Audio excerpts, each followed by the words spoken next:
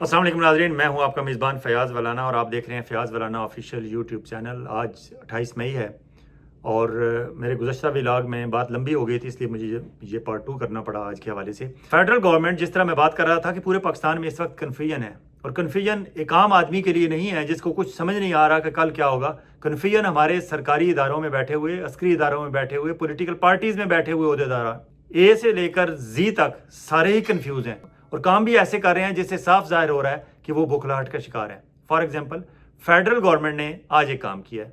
यूसुफ रजा गिलानी साहब कायम मकाम सदर हैं, क्योंकि सदर पाकिस्तान आसिफ अली जरदारी बैरून मुल्क दौरे पे गए हुए हैं और आखिरी इतलात आने तक वो दुबई में मौजूद थे और वहाँ मलिक रियाज साहब से मुलाकात करने के अलावा, उनकी इयादत करने के अलावा उन पर दबाव डाल रहे थे, उनसे मुकमुका कर रहे थे और उन्हें डील और समझौता करने पर आमादा कर रहे थे, जिसके जवाब में मलिक रियाज साहब ने एक धुआंधार किस्म की पहले ट्वीट की और उसके बाद एक ऑडियो मैसेज दे दिया, जिसका जिक्र मैंने अपने गुज़श्ता व्लॉग में कर दिया है तफसील से। अगर आपने नहीं देखा तो प्लीज़ स्क्रॉल डाउन करके उसे देख लें। जरदारी साहब वहाँ हैं, यूसुफ रजा गिलानी साहब कायम मकाम सदर पाकिस्तान है, चेयरमैन सेनेट की हैसियत से। आज उनसे फेडरल गवर्नमेंट ने एक ऐसा काम लिया है जो शायद 2 दिन बाद उन्हें रिवर्स करना पड़े। उन्होंने 2 ऑर्डीनेंस पे साइंस किए हैं जो शर्मिंदगी के अलावा कुछ नहीं किया उन्होंने। पहला ऑर्डीनेंस उन्होंने ये साइन किया है कि नैब के ज़ेर हिरासत जो मुल्ज़मान होते हैं उनको ज़ेर हिरासत रखने का जो नैब का इख्तियार था, जिसे पहले 30 दिन, फिर 14 दिन, फिर 10 दिन कर दिया गया था, अब इसे दोबारा बढ़ा के 40 दिन कर दिया गया है एक ऑर्डीनेंस के ज़रिए। और वजह यह है कि इमरान खान के खिलाफ एक नया नैब केस कर रहा है और ये चाहते हैं कि इमरान खान को 40 दिन कम अज़ कम उस शिक के तहत बिहाइंड द बार रखा जाए। अब क्योंकि नज़र ये आ रहा है कि इमरान खान को इससे पहले जितने केसेस में रखा गया था वो तमाम केसेस एक एक करके इमरान खान जीत रहा है, इमरान खान की बरीयत और रिहाई यकीनी है, तो अब नया डोल डाला गया है। सिर्फ एक बंदे को पाबंद सलासल रखने के लिए आप ये सब भूल गए हैं कि गुज़श्ता कल तक आप सारे जब नैब के ज़ेर अताब थे तो आप नैब को गालियां देते थे और आप कहते थे उस इदारे को ख़त्म कर देना चाहिए, और आप नैब तरामीम ऐसी ऐसी लेके आए थे कि आपने कहा कि ये 40 दिन, 30 दिन, 30 दिन से 14 दिन, 14 दिन से 10 दिन, आप इसे कम कर रहे थे इस टाइम को। पीटीआई वाले आपको सुप्रीम कोर्ट में लेके गए थे और आप उसे वहाँ सुप्रीम कोर्ट में डिफेंड कर रहे हैं कि नहीं, ये ज़्यादा अरसा है, ज़्यादा नहीं होना चाहिए। जितना नैब ने जो तफ्तीश करनी है 8-10 दिन में करे और उस बंदे को अदालत में पेश करे और मुकदमा चले और उस बंदे को रिहा किया जाए, जो भी सूरत हो, और केस चलता रहे। आप ये मौक़िफ़ था आपका, और वो अभी तक पिटीशन मौजूद है सुप्रीम कोर्ट में। आज आपने इमरान खान को पाबंदी सलासल रखना है, आज आपने 40 दिन का ऑर्डीनेंस कर दिया है। ये कन्फ्यूजन, बुखलाहट और परेशानी नहीं है तो और क्या है। दूसरा काम जो दूसरा साइन किया ऑर्डीनेंस, वो ये किया है इन्होंने कि इलेक्शन कमीशन ऑफ पाकिस्तान अपने इलेक्शन ट्रिब्यूनल्स के पे जजेस की तैनाती के लिए रिटायर्ड जजेस को भी रिटायरमेंट से वापस बुला के उन्हें इलेक्शन ट्रिब्यूनल में जजेस तैनात कर सकता है।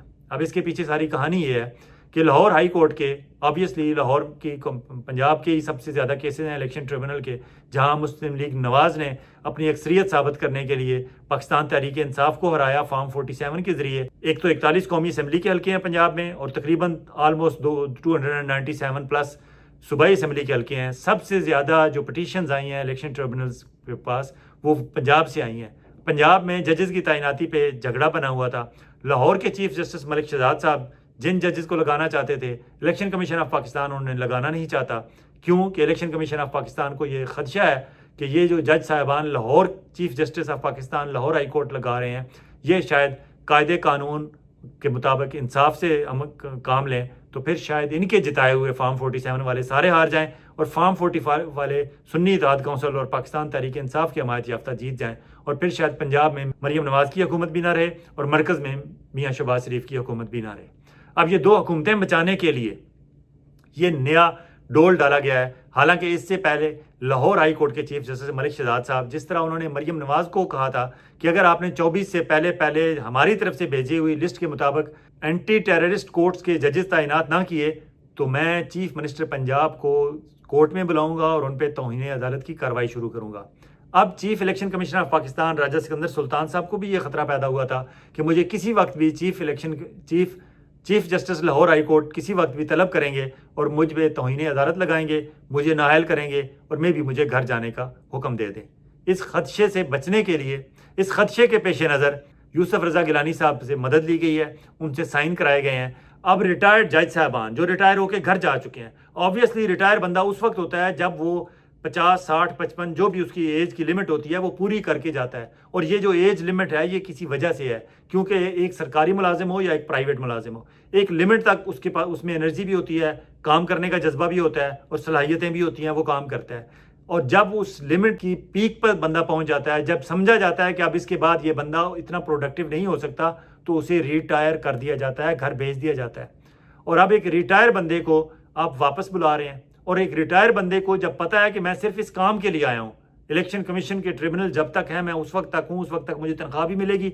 अब एक तो वो केस लंबा करेंगे अपने मजीद तनख्वाह बढ़ाने के लिए, दूसरा उन्हें पता है कि मैं सिर्फ इस हुकूमत की और इलेक्शन कमीशन की मेहरबानी से आया हुआ हूँ, तो उन्हें ओबलाइज करना होगा, उन्हें खुश करना होगा, और ये बुलाएंगे ही उन्हें जिनके साथ पहले इनके मामला तय होंगे। तो क्या ये सब कुछ पूरी पाकिस्तानी कौम देख नहीं रही और इंटरनेशनल ऑब्जर्वर्स नहीं देख रहे?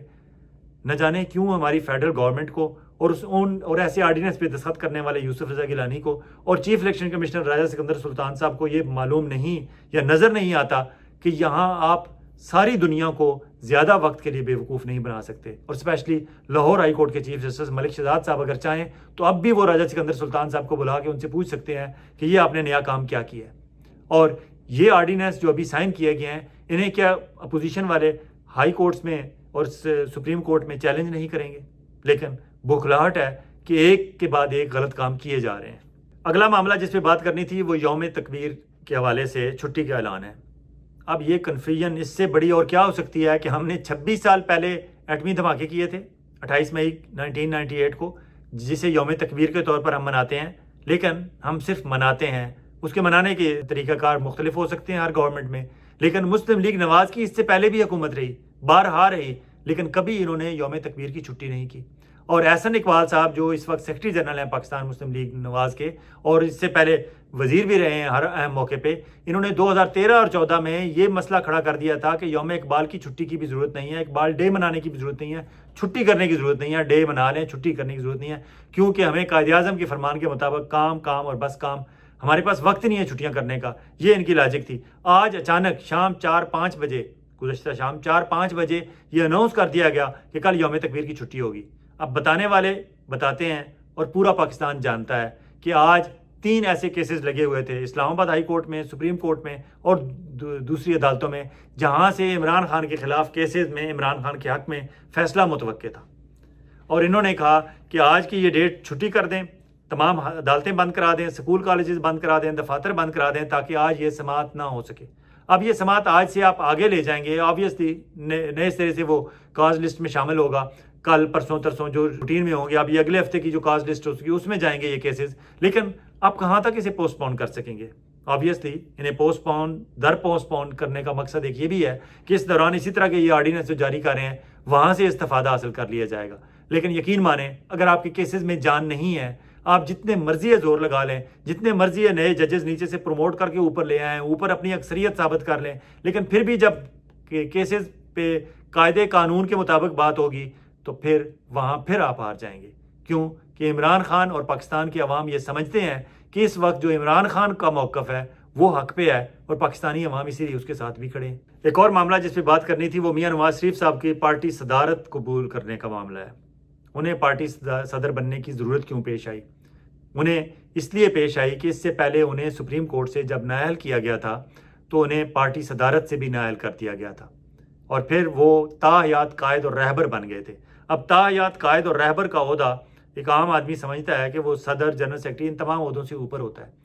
अब मियाँ साहब चूँकि दोबारा इलेक्शन लड़ने के अहल हो गए हैं, ये अलग बात कि वो मानसेरा से भी हार गए, और NA 130 लाहौर की जो सीट है डॉक्टर यास्मीन राशिद से वो ज़बरदस्ती जीते हैं फॉर्म 47 के नतीजे में, वो भी उनके सर पे इलेक्शन ट्रिब्यूनल की तलवार लटक रही है कि जब भी कोई किसी जज ने फॉर्म 45 और फॉर्म 47 दोनों टेबल पर रख कर फैसला करने की कोशिश की तो मियाँ साहब फिर हार जाएंगे। लेकिन मियाँ साहब चाहते हैं कि मुझे, क्योंकि बुलाया इसलिए गया था कि मुझे वज़ीर-ए-आज़म बनाना है 4थी दफ़ा, तो मैं ये वर्ल्ड रिकॉर्ड क्यों नहीं बना सका। और मियाँ साहब के बारे में नुसरत जावेद साहब जैसे सीनियर सहाफ़ी ये कहते हैं कि वो इंतहाई मुंतकिम मिजाज हैं और वो बदला लेना चाहते हैं उन कुव्वतों से जिन्होंने उन्हें लंदन से बुलाया लेकिन वज़ीर-ए-आज़म नहीं बनाया। ये अलग बात कि उनके सगे भाई को बना दिया, उनकी बेटी को चीफ मिनिस्टर बना दिया और जेली फॉर्म 47 के ज़रिए बना दिया। इसके बावजूद मियाँ साहब का ये गुस्सा ठंडा नहीं हो रहा कि मुझे बुलाया तो फिर वज़ीर-ए-आज़म क्यों नहीं बनाया। अब मियाँ साहब ड्राइविंग सीट पर बैठना चाहते हैं, मुस्लिम लीग नवाज की क़यादत बाकायदा बतौर सदर करना चाहते हैं। अब देखना यह है कि मियाँ साहब उस बड़ी कन्फ्यूजन से किस तरह निकलेंगे कि बयानिया, वो इस पर अफसोस कर रहे हैं कि बयानिया तो मेरा था सिविल सुप्रीमेसी का, उसका चैंपियन इमरान खान बन गया है और कौम उसके पीछे चल पड़ी है। अब मियाँ साहब का कभी कभी दिल करता है कि मैं वापस उस बयानिया की तरफ जाऊं, शायद कौम मेरे पीछे आ जाए। दूसरी तरफ वो देखते हैं कि अगर मैं बयानिया की तरफ गया, सिविल सुप्रीमेसी के बयानिया की तरफ, तो फिर मेरे भाई की हुकूमत चली जाएगी फेडरल में, मेरी बेटी की हुकूमत पंजाब में चली जाएगी। अब देखते हैं कि सदर बनने के बाद मियाँ साहब क्या करते हैं, क्योंकि अगर बयानिया की तरफ जाएंगे हुकूमतें जाएंगी, अगर हुकूमतों की तरफ जाएंगे तो फिर बयानिया नहीं रहेगा, और बयानिया तो उनके हाथ में पहले भी कोई नहीं है। तो पाकिस्तान के अवाम उनके पीछे कैसे आएंगे? जब पाकिस्तान उनके पीछे, अवाम उनके पीछे आने के लिए तैयार नहीं है, तो मियाँ साहब तो इसी तरह कन्फ्यूजन का शिकार रहे हैं। और आखिर में बात करनी थी मोहसिन नकवी और अली अमीन गंडापुर के दरमियान होने वाली एक मुलाकात के बाद 5 सेकंड की एक सरगोशी की। गुज़श्ता रोज़ इस्लामाबाद में एक मुलाकात हुई KPK के चीफ मिनिस्टर अली अमीन गंडापुर, वज़ीर दाखिला मोहसिन नकवी और वज़ीर तवानाई अवैस लगारी के दरमियान, जिसमें ऑब्वियसली चंद रोज़ पहले जब KPK में एक MPA की सरबराही में पब्लिक ज़बरदस्ती ग्रिड स्टेशन में घुस गई और वहाँ जाके उन्होंने खुद ही बिजली ऑन और ऑफ़ करनी शुरू कर दी। ऑब्वियसली ये ट्रेसपैसिंग और उनके खिलाफ केसेस और मुकदमात भी बनते हैं। अगर वहाँ कोई उनके मुखालिफ हुकूमत होती PTI के ख़िलाफ़, तो ऑब्वियसली अब तक वहाँ मुकदमात दर्ज हो चुके होते। लेकिन अली अमीन गंडापुर ने कहा कि वो लोगों का जज्बात में लोगों ने आके किया, ऐसा नहीं करना चाहिए था, इसलिए वो उनके बिहाफ पे फेडरल गवर्नमेंट के साथ आके बात कर रहे थे। और फेडरल गवर्नमेंट ने भी यह महसूस किया कि एक ऐसे प्रोविंस को जिसमें हमें बिल्कुल पब्लिक में कबूलियत नहीं है हमारी, और वहाँ अगर लोग मुश्तिल हो रहे हैं, और अगर वाकई फैक्ट्स एंड फिगर्स देखे जाएँ, अगर स्केड्यूल देखा जाए लोड शेडिंग का, तो KPK वालों के साथ किसी हद तक ज्यादती भी हो रही थी। तो फिर बात मानने पे आमादा हो गया अवैस लगारी, और ये वही सूरत हाल बनी है जो चंद रोज़ पहले आज़ाद कश्मीर में बनी थी। वहाँ पब्लिक सड़कों पर निकल आई और अपना मौक़िफ़ और अपनी बात मनवा के वापस गई। इसी तरह KPK के लोग भी सड़कों पे आए, तो ये फेडरल गवर्नमेंट ने महसूस किया कि वहाँ लोगों की बात माननी पड़ेगी, और बिल आखिर जब उनका नुमाइंदा अली अमीन गंडापुर डट के इस्लामाबाद आके उनसे बात कर सकता है उनके बिहाफ पे, तो वो बात मान ली गई। अब स्केड्यूल जो बनेगा KPK गवर्नमेंट की मर्जी से बनेगा। एक हॉट लाइन फाइनल कर ली गई कि अगर KPK गवर्नमेंट को कोई प्रॉब्लम होगा तो वो बराह रास्त वज़ीर दाखिला मोहसिन नकवी से बात करेंगे और बराह रास्त वज़ीर तवानाई अवैस लगारी से बात करेंगे, और अगर इन्हें बात करनी होगी तो ये भी बराह रास्त अली अमीन गंडापुर से बात करेंगे। यहाँ तक तो बात अच्छी है। जब उठने लगे तो अली अमीन गंडापुर और मोहसिन नकवी साहब ने दोबारा एक दूसरे के बगलगीर हुए, और वो 5 सेकंड के लिए उन्होंने एक सरगोशी की उनके कान में। अब वो सरगोशी शहबाज शरीफ साहब, नवाज शरीफ साहब, मरियम नवाज और मुस्लिम लीग नवाज की तमाम क़यादत के लिए एक परेशानी का बायस बनी हुई है।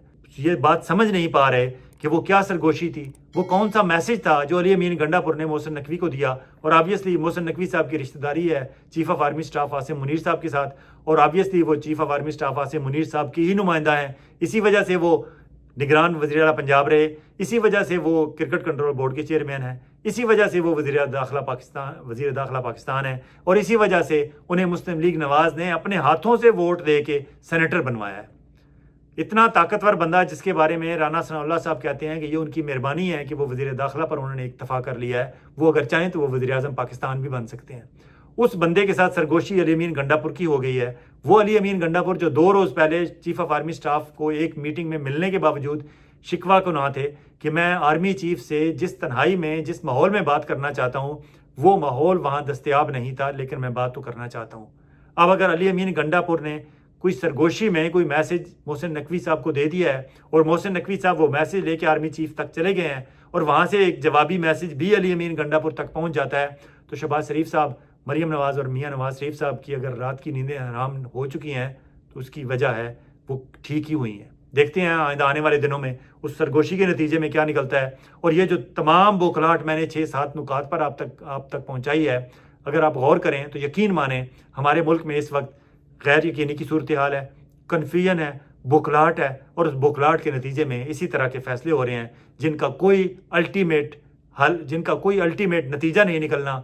ऑब्वियसली एक एक करके ये सारे फैसले वापस होने हैं, और फिर दुनिया ने देखना है कि हम ऐसी कौम है जो सिर्फ वक्त ज़ाया करने के, बेमकसद आर्डिनेंस जारी करने के, बेमकसद मीटिंग्स करने के, और बेमकसद ओहदे बदलने के, कुर्सियां बदलने के अलावा कुछ नहीं करते। इसके साथ ही आपसे इजाज़त चाहेंगे, और बहुत जल्द एक और व्लॉग के साथ आपकी खिदमत में हाजिर होंगे। अल्लाह हाफिज़।